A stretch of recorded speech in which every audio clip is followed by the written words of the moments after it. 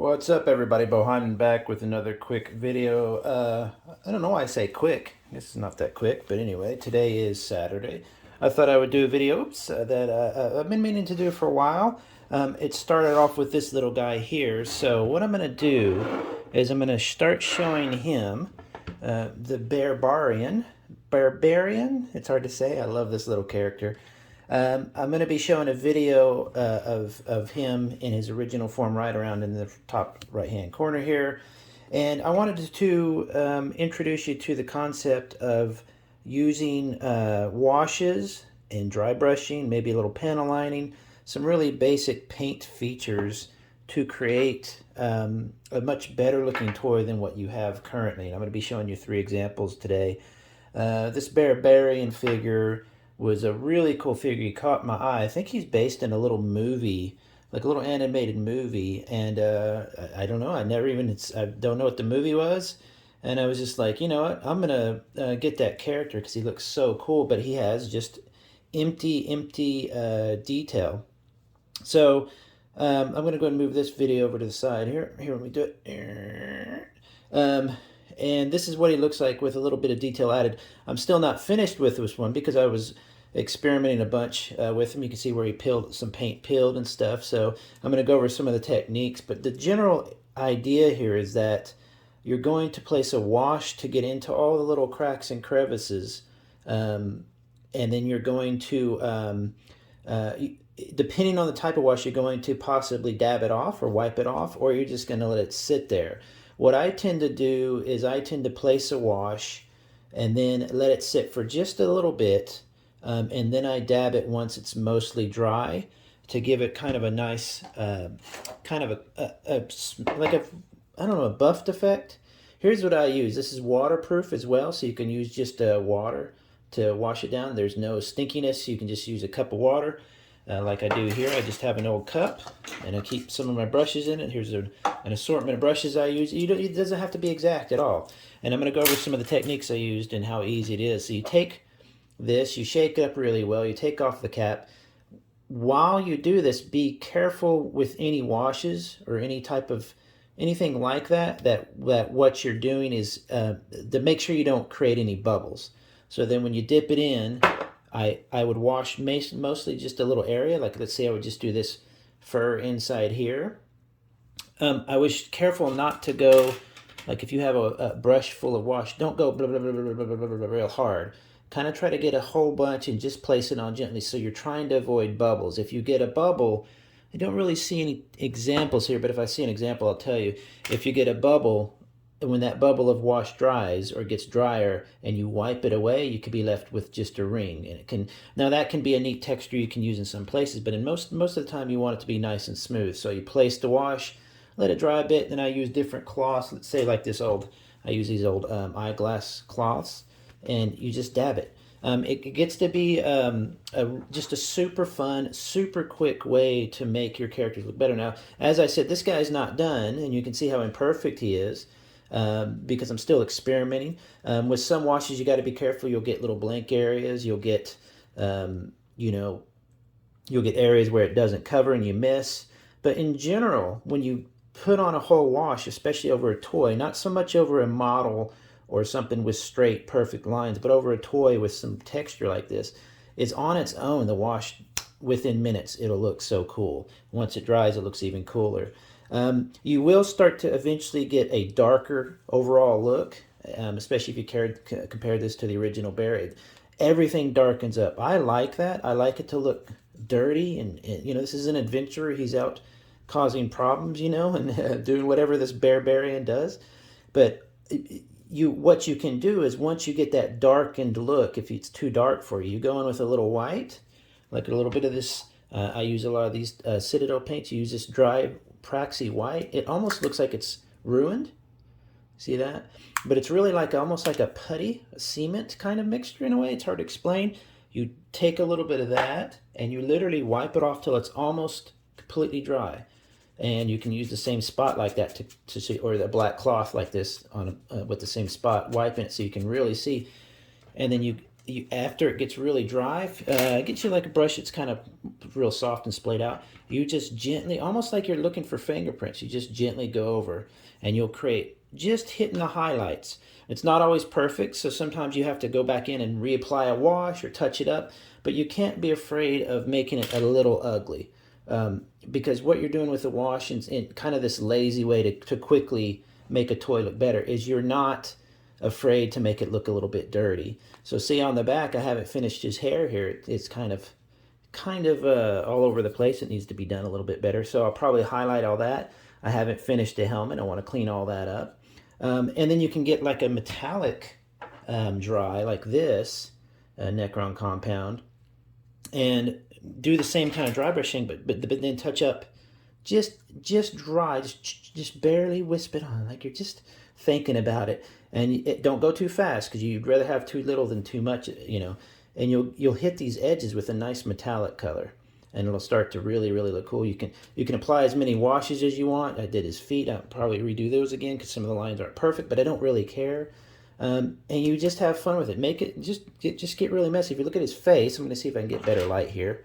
Sorry about that. But if you look at his face, his eyes are really dark, but they really pop out there once the light hits them. It's just a really neat effect. You might worry about, when you're doing this, you might worry about seam lines like this quite a bit. You might smooth those out. It can be harder on kind of this hard rubber toy to really smooth those out. Sometimes if you sand them down like you do on a model when you're doing a seam line, you actually create a lot lighter color or some kind of different color underneath. So be aware of that. I personally don't care about the seam lines on a toy whenever I'm doing a toy. Because it is a toy. I want it to look like a toy with its creation lines and everything. I'm not that much of a stickler about it. And then like his little mace here, I just basically, that's just a wash. I'll probably clean that up a little bit, the handle. But this is just, I did a wash and then I took some silver and just dry brushed it. So within a minute, it looks so much better. So you can see how much better he looks just like that, especially compared to, so that's the Barbarian. So now I've gone over some of the techniques.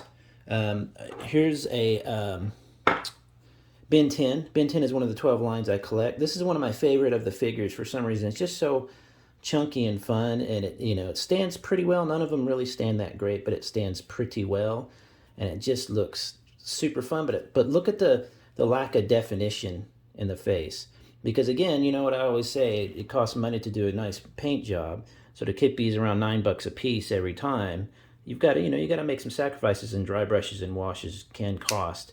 So I took that guy and I gave him just a basic wash, dirtied him up. I dry brushed some silver, added a few little details, and then I painted his face.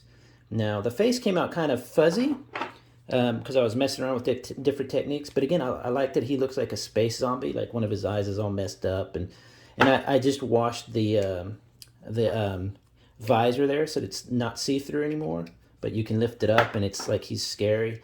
I stuck some stickers on the side. They don't look very great, but you see that was just a quick thing to kind of show that you can put little additional parts. I just silvered this and used a blue wash, and I'm cool with imperfections. You can't be worried about imperfections when doing this because you will always have them.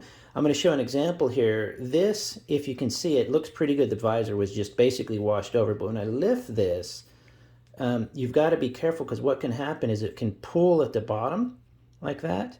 And so if you forget to dab or you don't dab enough, even after you think it's dry, it can still slowly slip to the bottom, and it can pull and can create kind of a yucky effect. So you've got to watch out for little spills like that.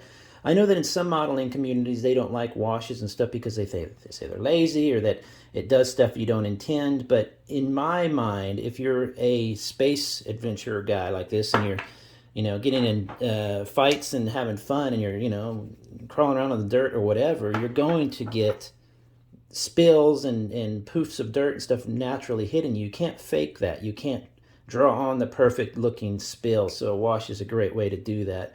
So I just love how I love how this burnished blue comes out like like a gunmetal. And see, it's really messy. I added 3 or 4 different kinds. I basically pulled apart his helmet in 2 here, pulled his head out and painted it, put it back together, and did a little bit of a seam line work on the back. It's not perfect, but I still see it, so I didn't sand it enough. So there are some seam lines you can cover up, but you can see how much better that looks without that seam line. It doesn't really bother me that much, but since I was gluing it back together, I went ahead and did the seam line.